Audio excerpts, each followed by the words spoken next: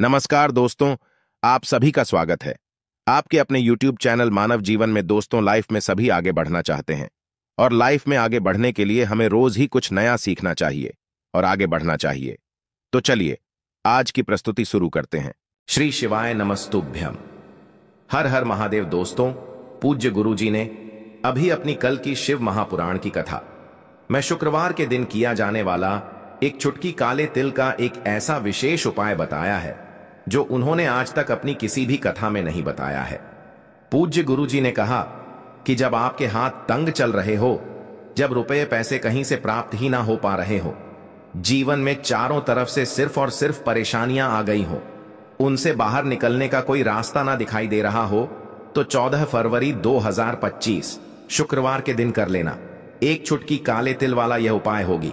हर मनोकामना पूरी मिलेगी, सभी दोषों से मुक्ति, इतना धन आएगा कि संभाले नहीं संभलेगा। माता लक्ष्मी जी और महादेव जी के आशीर्वाद से पूरे साल धन बरसता रहेगा। दोस्तों, जैसा कि आप सभी लोग जानते हैं कि 14 फरवरी 2025 यानी शुक्रवार को पड़ रही है फाल्गुन महीने की द्वितीया तिथि। और दोस्तों, यह वह तिथि है जो माघ महीने में पड़ने वाली सबसे बड़ी और फाल्गुन महीने की पहली द्वितीया तिथि है, क्योंकि यह शुक्रवार के दिन पड़ रही है और हमारे हिंदू धर्म में इसका बहुत ही बड़ा और विशेष महत्व होता है। पूज्य गुरु जी ने कहा है कि अगर कभी भी मौका लग जाए और फाल्गुन महीने की द्वितीया तिथि शुक्रवार को पड़ जाए, तो आप लोगों को सिर्फ और सिर्फ एक चुटकी काले तिल वाला उपाय तो अवश्य ही करना चाहिए, क्योंकि इन दोनों तिथियों का संयोग बहुत ही कम आता है। इसी के साथ दोस्तों, गुरु जी ने कहा है कि जब भी फाल्गुन महीने की द्वितीया पड़े तो आप लोगों को सिर्फ और सिर्फ एक चुटकी काले तिल वाला उपाय तो अवश्य करना चाहिए। यह उपाय इतना खास है कि अगर आपने सही मुहूर्त पर सही क्रिया अनुसार हल्दी वाला उपाय कर लिया, जो प्राचीन काल के समय का महाउपाय है, तो मान के चलिए दोस्तों, महादेव जी के आशीर्वाद से आपके जीवन का कितना ही बड़ा दुख हो, उससे आपको मुक्ति मिल जाएगी। आपकी कोई भी मनोकामना हो, मान लीजिए आप नौकरी की तैयारी कर रहे थे तो आपकी नौकरी लग जाएगी, आपका बंद पड़ा व्यापार चल पड़ेगा। और दोस्तों, आप जिस बीमारी से आप बहुत दिनों से परेशान थे, उस बीमारी से आपको मुक्ति मिल जाएगी। आपके जीवन में धन आना शुरू हो जाएगा। आपके जीवन में धन आने के नए नए रास्ते खुल जाएंगे और मान के चलिए दोस्तों, फिर आपको किसी भी प्रकार की परेशानी का सामना नहीं करना पड़ेगा। इसीलिए दोस्तों, 14 फरवरी शुक्रवार के दिन आप लोगों को इस वाले उपाय को जरूर कर लेना है। भले ही आपने पूरे साल भर इस उपाय को न किया हो, पर अगर आपने इस फाल्गुन महीने में पड़ने वाली द्वितीया के दिन अगर इस वाले उपाय को कर लिया, तो आपको इस उपाय को करने का वह फल मिलेगा जिसकी आपने कभी कल्पना भी नहीं करी होगी। इसीलिए आप लोग इस काले तिल वाले उपाय को एक बार जरूर कर लेना, ताकि आप लोगों के हाथ से यह मौका न जा सके और आपको इस उपाय को करने का फल मिल सके। दोस्तों, यह उपाय पंडित जी ने अपनी अभी की ही शिव महापुराण की कथा में बताया है, जो इस उपाय को आज हम आपको बहुत अच्छे से समझाने वाले हैं। इस वीडियो को देखने के बाद इस उपाय को समझने के लिए आपको कोई और वीडियो को देखने की जरूरत नहीं पड़ेगी। तो दोस्तों, इस उपाय को आपको कैसे करना है, कब करना है, कहां पर करना है और उपाय को करते समय आपको किन किन गलतियों को नहीं करना है और आपको किन किन बातों का ध्यान रखना है, ये सारी जानकारी हम आपको इस वीडियो में देंगे। तो चलिए भक्तों, उपायों को शुरू करते हैं। अगर आप भी चाहते हैं कि महादेव जी का आशीर्वाद आप पर सदैव बना रहे, तो वीडियो को लाइक करें, चैनल को सब्सक्राइब करें और कमेंट बॉक्स में हर हर महादेव जरूर लिखें। और अपने फायदे के लिए, गरीबी दूर करने के लिए इस वीडियो को पूरा देख कर जाना। यदि आज आपने वीडियो को बीच बीच में से देखा, काट काट कर देखा, तो जीवन में आपको कभी सफलता हासिल भी नहीं होगी। देखिए दोस्तों, ये 14 फरवरी शुक्रवार का दिन यह इतना खास होता है, इतना महत्वपूर्ण होता है, देखा गया है कभी कभी बड़े बड़े पूजा पाठ अनुष्ठान से जो मनोकामना पूर्ण नहीं होते, वह 14 फरवरी शुक्रवार के दिन एक छोटे से उपाय करने से ही आपकी मनोकामना पूर्ण हो जाती है। इस वाले उपाय को हमें करना के समय है। एक चुटकी काले तिल वाले उपाय को हमें फाल्गुन महीने के शुक्रवार के दिन करना के समय है। तो देखिए, इस उपाय को करने का जो समय है वह सुबह का समय है और शाम का समय भी है। अब देखिए, यहां पर हम मुख्य रूप से सुबह का समय नहीं बोलेंगे, क्योंकि 14 फरवरी शुक्रवार का दिन है और इस दिन प्रदोष काल के समय का बहुत महत्व होता है। बाकी अगर सुबह के समय भी करेंगे तो भी अच्छा होगा, उसमें कोई भी दिक्कत वाली बात नहीं है। तो चलिए जानते हैं इस विशेष उपाय के बारे में। लेकिन उससे पहले एक प्रार्थना, अगर आप इस चैनल पर नए हैं तो आप इस वीडियो को लाइक करें, चैनल को सब्सक्राइब करें और कमेंट बॉक्स में आप अपनी राशि या अपना नाम जरूर डाल दें, क्योंकि हम राशि से जुड़ा भाग्य भी बताते हैं और भाग्य में चल रही परेशानियों को दूर करने के लिए वह आसान से आसान उपाय भी बताते हैं। तो चलिए अब हम अपने सबसे पहले उपाय की बात कर लेते हैं। तो चलिए बात करते हैं हमारे पहले उपाय की। देखिए, इस उपाय के लिए आपको 2 दीपक लेने होंगे। दोनों ही दीपक आप मिट्टी के भी ले सकते हैं और दोनों ही दीपक आप शुद्ध आटा मढ़कर उनके भी तैयार कर सकते हैं।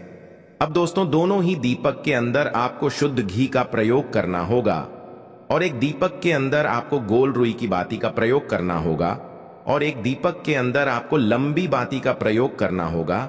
लंबी बाती वाले दीपक के अंदर आप मौली वाला जो धागा आता है कलावा का, उसकी बाती का प्रयोग भी आप लंबी बाती वाले दीपक के अंदर कर सकते हैं।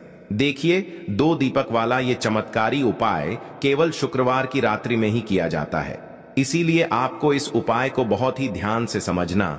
इसी के साथ में आपको एक चुटकी काले तिल के दाने लेना है और इसी के साथ में आपको मात्र एक चुटकी हल्दी भी लेनी होगी। अब दोस्तों, ये सभी सामग्री लेकर के आपको रात्रि के समय पहुंच जाना है अपने घर में, जहां कहीं भी तुलसी जी का पौधा, तुलसी माता का निवास स्थान है, वहां पर। देखिए दोस्तों, सबसे पहले तो आपके पास जो एक गोल बाती का दीपक, उसे आपको तुलसी जी के वहां पर प्रज्वलित करना है। दीपक को प्रज्वलित करते समय आपको ओम नमो भगवते वासुदेवाय इस मंत्र का 11 बार जाप कर लेना है। अब देखिए दोस्तों, आप जो एक चुटकी काले तिल के दाने लेकर के आए हैं, उन्हें आपको अपने सीधे हाथ में रखना है और जो आपने गोल बाती वाला दीपक प्रज्वलित किया है माता तुलसी जी के वहां पर, उसके ऊपर से आपको इन एक चुटकी काले तिल को घड्डी की दिशा में घुमाना है।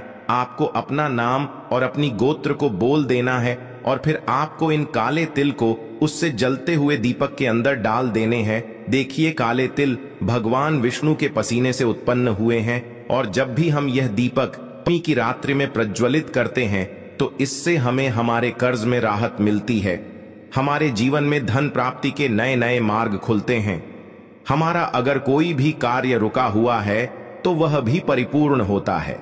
देखिए, गोल बाती का जो दीपक है, विशेषकर हम माता तुलसी के वहां पर भगवान विष्णु और माता लक्ष्मी के निमित्त प्रज्वलित कर रहे हैं। इस प्रकार से आपको ये दीपक प्रज्वलित कर देना है। अब जो आपके पास लंबी बाती का दीपक है, एक चुटकी हल्दी है, तो इससे आपको लेकर के पहुंचना है अपने घर के मंदिर में। आपके घर के मंदिर में माता लक्ष्मी की जो भी प्रतिमा ही मूर्ति है, उनके सामने सबसे पहले तो आपको ये लंबी बाती का दीपक रखना है। फिर आपको दीपक को प्रज्वलित कर देना है। दीपक को प्रज्वलित करते समय आपको ओम महालक्ष्मी नमः इस मंत्र का जाप करते रहना है। अब दोस्तों, आपके पास जो एक चुटकी हल्दी है, उसे आपको अपने सीधे हाथ में रखना है और इस एक चुटकी हल्दी को आपको उस दीपक के ऊपर से 11 बार घड्डी की दिशा में घुमाना है और आपको ओम महालक्ष्मी नमः मंत्र का जाप करते रहना है और इस एक चुटकी हल्दी को आपको उसे दीपक के अंदर डाल देना है। देखिए, एक चुटकी हल्दी वाला जो दीपक है आपके जीवन से दुर्भाग्य को समाप्त करता है, माता लक्ष्मी की आपको कृपा प्राप्त करवाएगा, धन प्राप्ति के आपके जीवन में नए नए मार्ग बनाएगा। देखो, अगला उपाय है वो भी बहुत ज्यादा खास है। तीनों उपाय को आप जरूर सुनना, क्योंकि जो आपको अच्छा लगे वो उपाय आप कर सकते हैं। देखिए, इस उपाय के लिए आपको 2 हरी इलायची लेनी होगी। हरी इलायची आपको साबुत लेनी है, खंडित नहीं होनी चाहिए। और इसी के साथ में आपको मात्र थोड़ा शहद लेना है। शहद आपको मात्र आधा चम्मच या फिर उससे भी कम ले लेना है और इसी के साथ में आपको एक दीपक ले लेना है। दीपक आप चाहे तो मिट्टी का भी ले सकते हैं और आप चाहे तो शुद्ध आटा मढ़कर उसका दीपक भी आप तैयार कर सकते हैं। इस दीपक के अंदर आपको मौली का जो धागा आता है कलावा का, उसकी बाती का प्रयोग करना होगा। यानी कि इस दीपक के अंदर आपको लाल रंग की बाती का प्रयोग करना होगा और इस दीपक के अंदर आपको शुद्ध घी का प्रयोग करना होगा। अब यह सारी सामग्री लेकर के आपको अपने घर में जो भी मंदिर है वहां पर पहुंच जाना है और आपको माता लक्ष्मी के किसी भी स्वरूप के सामने बैठ जाना है। अगर माता लक्ष्मी की फोटो है, माता लक्ष्मी की प्रतिमा है, तो उनके सामने आपको बैठ जाना है। अगर माता पार्वती की प्रतिमा है तो उनके सामने आपको बैठ जाना है, यानी कि किसी भी माता के स्वरूप के सामने आपको बैठ जाना है। अब देखिए, सबसे पहले तो आपको माता रानी के सामने थोड़ी सी चावल की ढेरी बना देनी है, यानी कि थोड़ी सी अक्षत के दाने आपको माता रानी के सामने रखना है। उसके बाद आप जो एक दीपक लेकर के गए हैं, उस दीपक को आपको उन्हीं चावल के दानों के ऊपर रख देना है और फिर इस दीपक को आपको माता रानी के सामने प्रज्वलित कर देना है। देखें, इस दीपक को प्रज्वलित करते समय आपको ओम महालक्ष्मी नमः इस मंत्र का लगातार जाप करते रहना है। दीपक को प्रज्वलित करने के बाद आप जो 2 हरी इलायची लेकर के गए हैं, उसमें से एक हरी इलायची को तो आपको उसी दीपक के अंदर डाल देनी है और वहीं पर आपको कम से कम 21 बार ओम महालक्ष्मी नमः इस मंत्र का जाप कर लेना है। अब आपके पास जो शहद है और एक हरी इलायची है, उसे सीधे आपको लेकर के पहुंच जाना है। भगवान शिव के मंदिर में पूज्य गुरुजी ने बताया है कि यह उपाय आपको सिर्फ और सिर्फ शाम के समय ही करना होगा। शाम को जब भी सूर्यास्त का समय होता है तो उस समय आपको यह उपाय करना है। लेकिन सबसे पहले तो आपके पास जो एक हरी इलायची है, उसे आपको उस शहद के अंदर अच्छे से डुबो देना है, यानी कि शहद का लेपन उसे हरी इलायची के ऊपर चारों तरफ आपको कर देना है। अब यह जो शहद से युक्त हरी इलायची है, इससे आपको भगवान शिव के शिवलिंग पर अर्पित कर देनी है और आपको वो श्री शिवाय नमस्तुभ्यम इस मंत्र का लगातार जाप करते रहना है। फिर इसके बाद आपको एक लोटा जल भी अपने साथ लेकर के जाना, तो यह एक लोटा जल भी आपको धीरे धीरे शिवलिंग पर समर्पित कर देना है और आपको श्री शिवाय नमस्तुभ्यम इस मंत्र का जाप करते रहना है। फिर इसके बाद आपको अपने घर आ जाना है। इस प्रकार से आपको ये उपाय कर लेना है। तो चलिए दोस्तों, जान लेते हैं गुरुजी द्वारा बताए गए दूसरे उपाय के बारे में। देखिए, इस उपाय के लिए आपको लेना है 11 चावल के दाने। गुरुजी ने कहा है चावल के दाने खंडित नहीं लेने हैं, बिल्कुल साबुत होने चाहिए। उसके साथ में आपको लेना है एक बेलपत्र। बेलपत्र का भी एक नियम है, अगर आपके पास बेलपत्र नहीं है तो आप शिवलिंग से उठाकर उसको पुनः शुद्ध जल से धोकर इस्तेमाल कर सकते हैं। इस प्रकार आपको बेलपत्र लेना है। इसके बाद आपको एक लोटा जल लेना है। अब ये सब सामग्री लेकर आपको जाना है महादेव के मंदिर में। देखो, अब आपको उत्तर साइड में खड़े हो जाना है और सबसे पहले आपको एक बेलपत्र अपने हाथ पर और 11 चावल दाने रखकर शिवलिंग के ऊपर अपना नाम और गोत्र बोलते हुए समर्पित कर देना है और ओम नमः शिवाय श्री शिवाय नमस्तुभ्यं का लगातार जाप करना है।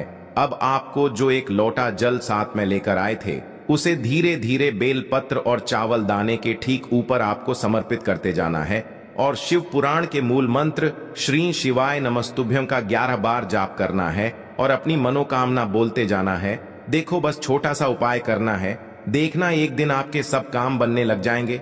गुरुजी का बहुत ही विशेष उपाय है। चलते हैं तीसरे उपाय की तरफ। देखिए, इस उपाय के लिए आपको एक तांबे के पात्र के अंदर सबसे पहले अपने घर से शुद्ध जल लेना है। फिर इसी के साथ में आपको मात्र थोड़ा सा शहद लेना होगा। शहद आपको आधा चम्मच या फिर उससे भी कम लेना है और इसी के साथ में आपको एक प्यारी सी बेलपत्र ले लेनी है। बेलपत्र यदि आपको नहीं मिल पाती है तो भगवान शिव के शिवलिंग पर चढ़ी हुई बेलपत्रों को आप पुण्य शुद्ध जल से धोकर के उपयोग कर सकते हैं और बेलपत्र जो है वह कहीं से भी कटी फटी खंडित नहीं होनी चाहिए। अब ये तीनों सामग्री लेकर के सीधे आपको पहुंच जाना होगा भगवान शिव के मंदिर में। ये उपाय सुबह से लेकर के शाम तक किसी भी समय कर सकते हैं। देखिए, सबसे पहले तो आपके पास जो शहद है, उससे आपको अपने सीधे हाथ की चींटी उंगली के जो पास वाली उंगली होती है, अनामिका उंगली, उसमें थोड़ा सा शहद आपको लेना है और इससे फिर आपको शिवलिंग पर जहां माता सुंदरी का स्थान होता है, वहां पर आपको ओम का निर्माण करना है। लेकिन जलाधारी के बिल्कुल बीच में जो स्थान होता है, उससे माता अशोक सुंदरी का स्थान कहते हैं और इसी स्थान पर आपको शहद से ओम का निर्माण करना है। अब दोस्तों, आपके पास जो एक बेलपत्र है, उससे आपको अपने सीधे हाथ की हथेली पर रखना है और महादेव से आपको अपनी वह विशेष मनोकामना, आपके जीवन में जो भी संकट चल रहे हैं, जो भी समस्याएं चल रही हैं, जो भी जीवन में दुर्भाग्य बना हुआ है, आप अपने किसी भी कार्य में सफल नहीं हो पा रहे हैं, तो जिस भी प्रकार की आपकी समस्या है उसे दूर करने के लिए आपको महादेव से प्रार्थना कर लेनी है। और फिर यह जो एक बेलपत्र है, इससे आपको शिवलिंग पर माता अशोक सुंदरी वाले स्थान पर समर्पित कर देनी है। देखिए, जहां पर आपने ओम का निर्माण किया है उसी के ऊपर आपको ये बेलपत्र भी समर्पित कर देनी है। देखिए, बेलपत्र की चिकनी साइड का हिस्सा शिवलिंग से स्पर्श होगा और इसकी जो डंडी है वो आपको जलाधारी की ओर रखनी है। पत्ती वाला भाग शिवलिंग की तरफ रहेगा। इसी प्रकार से आपको यह बेलपत्र समर्पित कर देनी है। अब दोस्तों, आपके पास जो एक जल का पात्र है उसमें से थोड़ा सा जल तो आपको बेलपत्र की जो आगे वाली पत्ती है उस पर आपको समर्पित करना है और आपको श्री शिवाय नमस्तुभ्यम इस मंत्र का जाप कर लेना है। फिर उस पात्र के अंदर जो जल बचेगा उसे पूरा आपको भगवान शिव के शिवलिंग पर धीरे धीरे समर्पित करते जाना है और लगातार आपको शिव महापुराण के मूल मंत्र श्री शिवाय नमस्तुभ्यम इस मंत्र का जाप करते रहना है। गुरुजी ने कहा है कि जल आपको इतने धीरे धीरे समर्पित करना है कि जल समर्पित करते हुए आप कम से कम 11 बार श्री शिवाय नमस्तुभ्यम या फिर ओम नमः शिवाय इस मंत्र का जाप कर सके। फिर इसके बाद वापस आपको अपने घर आ जाना है। इस प्रकार से आपको ये उपाय कर लेना है। आप देखेंगे कि आपकी सभी मनोकामनाएं अवश्य ही पूरी होंगी। ये उपाय आपको अवश्य करने हैं। आज के लिए बस इतना ही इस वीडियो में दी गई जानकारी।